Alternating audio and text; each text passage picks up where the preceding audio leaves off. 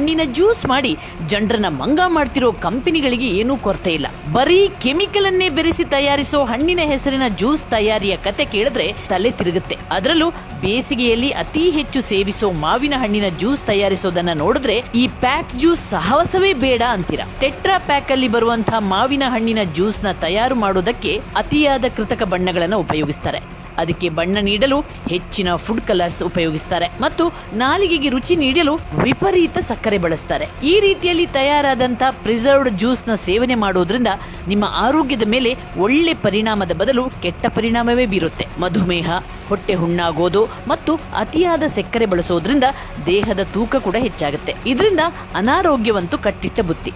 ಹಾಗಾದ್ರೆ ಇನ್ಮುಂದೆ ನಿಮ್ಮ ಮಕ್ಕಳಿಗಾಗ್ಲಿ ಅಥವಾ ನಿಮ್ಮ ದೇಹವನ್ನು ತಣ್ಣಗಿರಿಸೋದಕ್ಕಾಗ್ಲಿ ಇಂಥ ಆರ್ಟಿಫಿಷಿಯಲ್ ಆಗಿ ತಯಾರಿಸಿರುವಂಥ ಜ್ಯೂಸ್ಗಳನ್ನು ಕುಡಿಯದೆ ಆರೋಗ್ಯಕರವಾದ ತಾಜಾ ಹಣ್ಣಿನ ಜ್ಯೂಸನ್ನು ಮನೆಯಲ್ಲೇ ತಯಾರಿಸಿ ಸೇವನೆ ಮಾಡಿ. ಆದರೆ ಅದಕ್ಕೆ ಸಕ್ಕರೆಯನ್ನು ಮಾತ್ರ ಕಡಿಮೆ ಬಳಸಿ.